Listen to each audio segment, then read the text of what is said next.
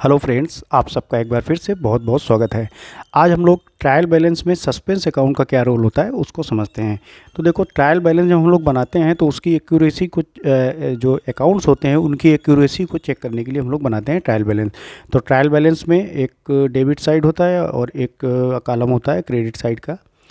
तो debit side के balance और क्रेडिट साइड के बैलेंस का टोटल सेम होना चाहिए। अगर टोटल सेम है तो हम लोग समझ जाते हैं कि ट्रायल बैलेंस एक्यूरेट बना हुआ है, ठीक बना हुआ है। लेकिन कभी कभी क्या होता है, कुछ कंडीशन में ट्रायल बैलेंस के डेबिट और क्रेडिट साइड के जो टोटल होते हैं उसमें से कुछ डिफरेंस आ जाता है। हो सकता है वो 1000 से बढ़ जाए डेबिट साइड, या 1000 से घट जाए। इस तरीके का कुछ भी डिफरेंस आएगा डेबिट का टोटल और क्रेडिट के टोटल में। तो उस कंडीशन में हम लोग क्या करेंगे, तो एक सस्पेंस अकाउंट खोल लेते हैं। तो सस्पेंस अकाउंट क्या होता है, some time in spite of best effort of an accountant all the errors are not located at the trial balance does not tally. तो कुछ कंडीशन में एक अकाउंटेंट द्वारा सबसे अच्छा एफर्ट करा गया उसके बाद भी ट्रायल बैलेंस टैली नहीं हो रहा है।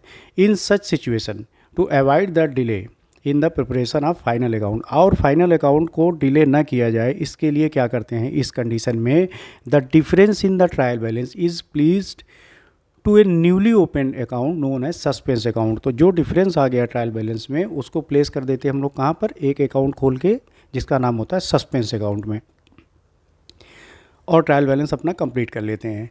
If the debit side of the trial balance exceed the credit side, अगर डेबिट साइड के ट्रायल बैलेंस में डेबिट साइड का ज़्यादा बड़ा है टोटल उसका, तो इसको क्या करते हैं, जो डिफरेंस होता है उसको हम लोग कर देते हैं क्रेडिट साइड में। डिफरेंस को क्रेडिट साइड में लिख देते हैं, the credit side, the difference will be put on the credit side of the suspense account. And if the credit side of the trial balance exceed the debit side, suspense account will be debited. अगर credit side का ज़्यादा है total तो फिर जो difference होता है उसको हम लोग डेबिट साइड में लिख देते हैं और सस्पेंस अकाउंट के आगे सस्पेंस अकाउंट में। तो after including the balance of suspense account in the trial balance it will appear to be tallied. अब एक क्वेश्चन से हम लोग इसको समझ लेते हैं। तो ये क्वेश्चन है, the following is the trial balance prepared by an inexperienced accountant, redraft it in a correct form. अब ये ट्रायल बैलेंस बना हुआ है, ये गलत ट्रायल बैलेंस है, इसको रीड्राफ्ट करना है, दोबारा से बनाना है हम लोगों को, और सस्पेंस अकाउंट भी इसमें ओपन करना है। तो तो ट्रायल बैलेंस में सन्डी डेटर्स डेबिट साइड में आते हैं,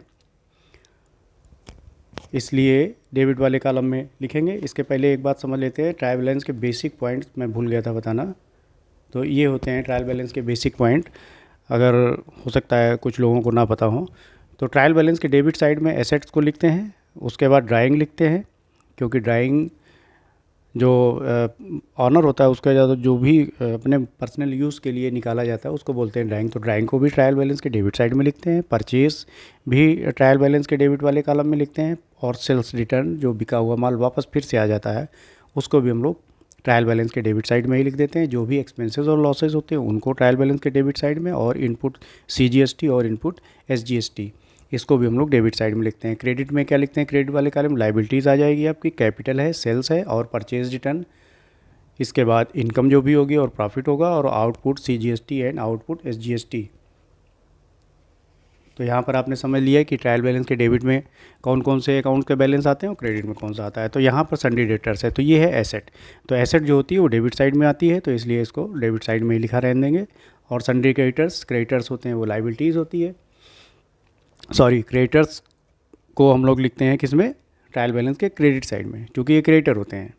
तो इसलिए यहाँ पर इसको लिखेंगे क्रेडिट साइड में 9200 ओपनिंग स्टॉक, ये एसेट है, इसको डेबिट करते हैं। तो ये ठीक है, यहाँ पर सही लिखा हुआ है, तो 15,600 रुपये यहाँ पर लिख देंगे। परचेज़ ये भी डेबिट होती है, ये भी ठीक लिखा हुआ है, 53,500 रुपीज़, इसको भी डेबिट में कर देंगे। इसके बाद परचेज़ रिटर्न है, बिका हुआ परचेज़ रिटर्न, ख़रीदा हुआ माल जो हम लोगों ने वापस भेज दिया, किसी कारण से परचेज़ को रिटर्न कर दिया। तो चूँकि बाहर गया ये माल, इसलिए जो भी चीज़ें बाहर जाती हैं उनको करते हैं क्रेडिट।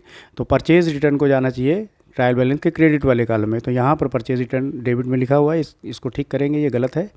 तो यहाँ पर परचेज रिटर्न को लिखेंगे क्रेडिट साइड में। कैश इन हैंड ये एसेट है, डेबिट होती है, इसलिए ये ठीक है, यहाँ पर डेबिट में ही इसको लिखा रहने देंगे। और मशीनरी ये भी एसेट है, इसको भी डेबिट करेंगे। गुडविल एसेट है, लेकिन यहाँ पर क्रेडिट साइड में इसको लिखा गया है, इसको ठीक करेंगे। तो यहाँ पर गुडविल को 10,000 रुपीज़ को ये हम लोग लिखेंगे डेबिट वाले कॉलम में। सेल्स क्रेडिट होती है, ठीक लिखा हुआ है, क्रेडिट साइड में इसको लिखा रहने देंगे। सेल्स रिटर्न, बिका हुआ माल जो वापस आ गया मतलब इन हो गया, वाट कम इन, जो भी आता है उसको करते हैं डेबिट। तो सेल्स रिटर्न को डेबिट करेंगे, ये गलत लिखा हुआ है यहाँ पर 7,800 रुपये, तो इसको हम लोग सेल्स रिटर्न को डेबिट वाले कॉलम में लिखेंगे। और लोन फ्रॉम राम, जब कोई लोन लिया जाता है तो वो क्या है, बिजनेस के अगेंस्ट में एक लाइबिलिटी है। लाइबिलिटीज़ जो होती हैं उसको क्रेडिट करते हैं, लेकिन यहाँ पर इसको लोन की अमाउंट को डेबिट कर रखा है अकाउंटेंट ने, तो यहाँ पर इसको ठीक करेंगे हम लोग, तो इसको करेंगे क्रेडिट। तो लोन फ्रॉम राम ये क्रेडिट साइड में आ जाएगा। और इस लोन पे जो ब्याज दिया गया है ये एक तरीके का लॉस है, एक्सपेंसेस है ये एक तरीके का, तो इसको हम लोग करेंगे डेबिट। तो ये ठीक लिखा हुआ है यहाँ पर, डेबिट में ही है, ठीक कर देंगे, इसको डेबिट में ही लिख देंगे। और बिल्स रिसीवेबल, इसको डेबिट करेंगे, ये है एक एसेट है, तो इसको डेबिट साइड में लिखेंगे, ये गलत लिखा हुआ है यहाँ पर, तो इसको डेबिट वाले कॉलम में लिख देंगे। कैपिटल क्रेडिट होती है, ठीक है, क्रेडिट में ही लिखा रहने देंगे। इंश्योरेंस प्रीमियम, इसको भी डेबिट करेंगे 5,000 रुपये से। कैरेज एक्सपेंसेस है, ये भी डेबिट होगा, ठीक है। एडवर्टीजमेंट ये भी एक्सपेंसेस है, डेबिट होगा।